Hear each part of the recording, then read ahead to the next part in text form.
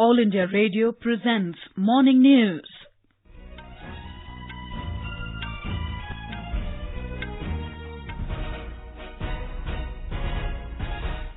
Good morning, I'm Tanvi Taneja. The headlines.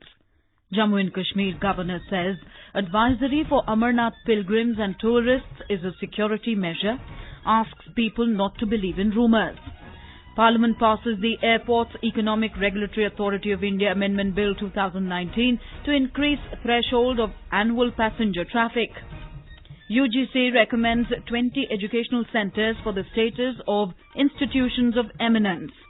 President Ram Nath Kovind honoured with National Order of Merit, the highest award of Republic of Guinea.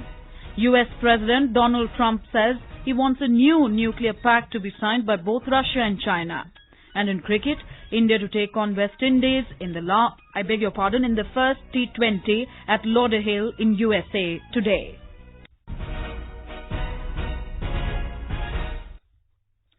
Jammu and Kashmir Governor Satyapal Malik has said that the advisory issued for Amarnath Yatris is only a security measure. He requested the mainstream political leaders of the state not to believe in rumours and maintain calm. The governor late last night met a delegation of political leaders including PDP President Mehbooba Mufti, J&K People's Movement President Dr. Shah Faisal, People's Conference Chairman Sajjad Lone and another People's Conference leader Imran Raza Ansari. The delegation sought clarifications about the security advisory issued yesterday and related developments. Governor Malik informed the delegation that there were serious and credible inputs which were available to the security agencies regarding terrorist attacks on the Amarnath Yatra. Yesterday, Army's Corps Commander and State Police Chief detailed at a joint press conference about the seriousness of these threats. The governor said it was in this context that the government had issued an advisory asking yatris and tourists to return as soon as possible. The governor added that unnecessary panic was being created by linking this to all kinds of other issues. Yesterday, the same was clarified in the evening by the State Home Secretary and the Divisional Commissioner Kashmir.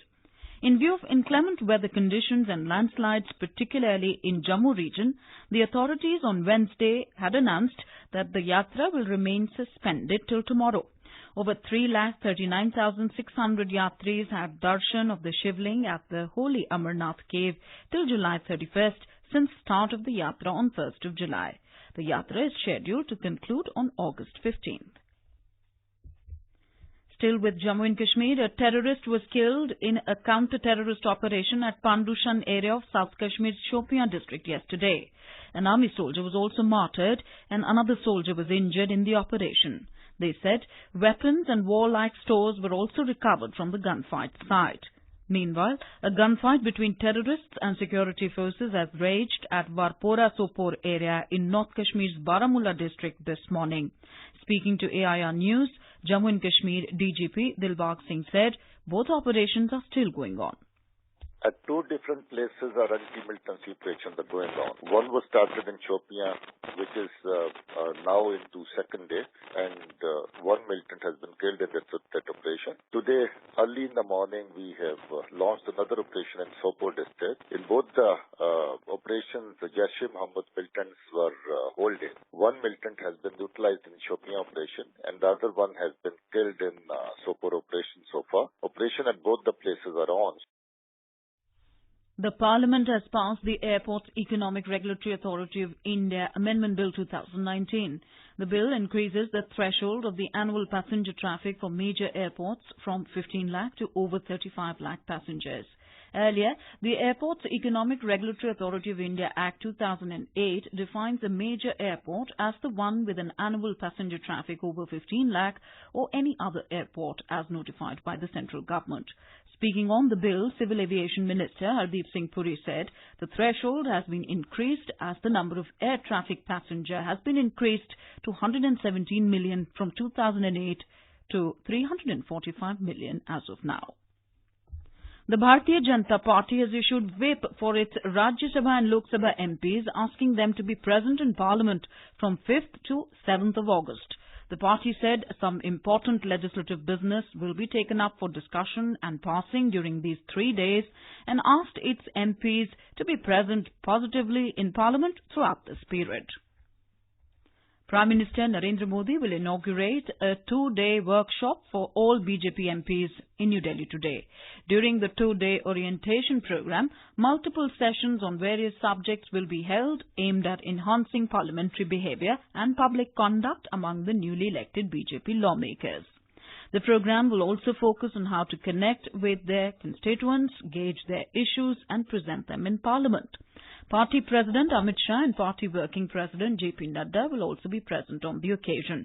They will train the MPs on how to put across the party's ideology among the people.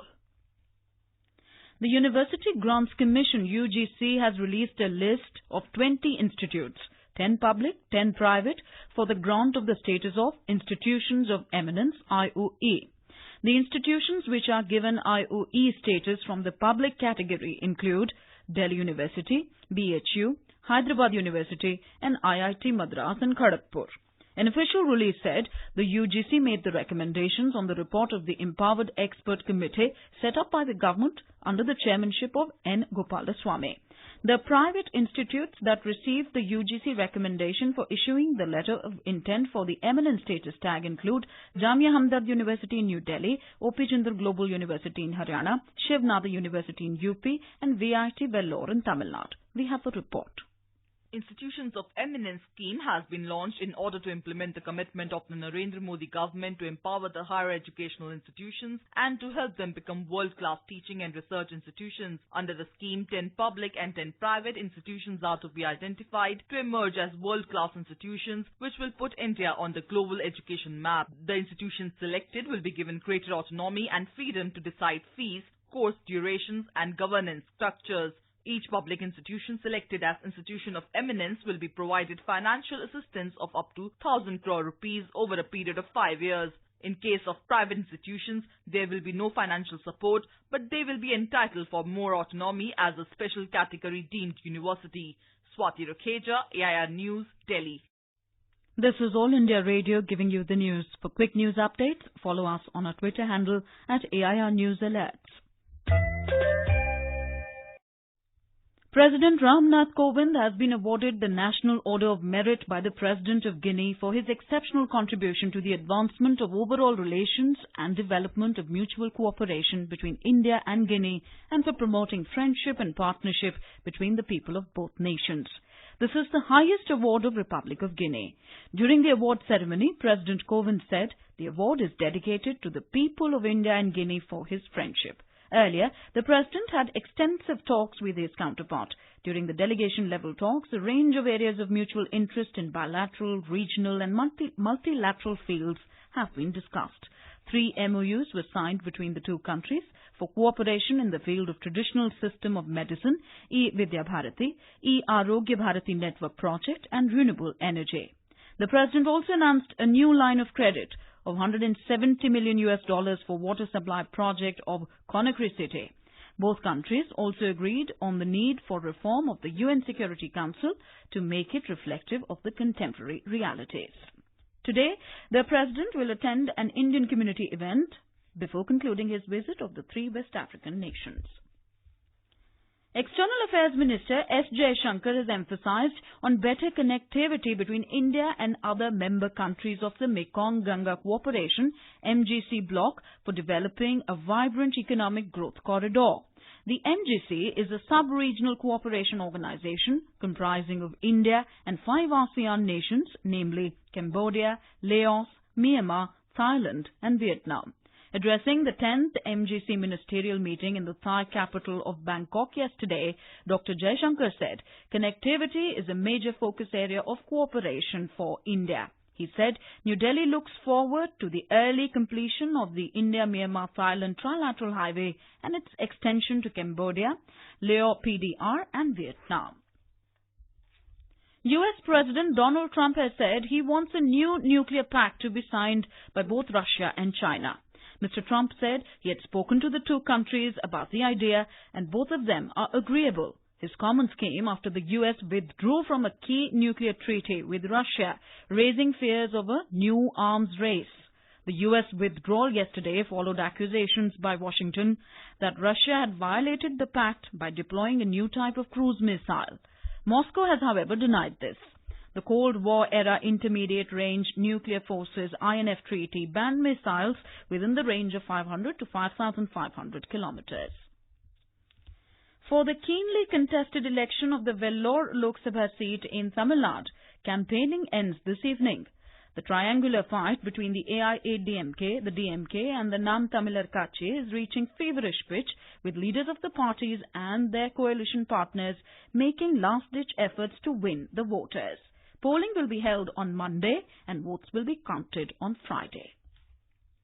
In Uttar Pradesh, a CBI court in Lucknow yesterday sent the cleaner and the driver of the truck involved in Raebareli accident into 7 days judicial custody.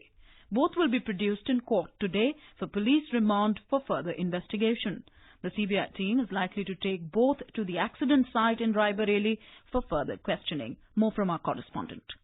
A team of agency yesterday reached Raebareli and started second round of investigation at the site where Unnao rape survivor met an accident on July 28. CBI team recreation of the sequence of the events to get an idea about the reasons of the accident. Meanwhile, following Supreme Court orders, uncle of the rape victim Mahesh Singh was yesterday sent from Raebareli jail to Tihar jail in Delhi. The district magistrate of Unnao has cancelled 3 arm licenses of accused MLA Kuldeep Singh Sengar. As per yesterday's medical bulletin of KGMU Trauma Center, Lucknow, the condition of both the injured in the accident, including the rape survivor, remains critical but stable. MS Yadav, AIR News, Lucknow.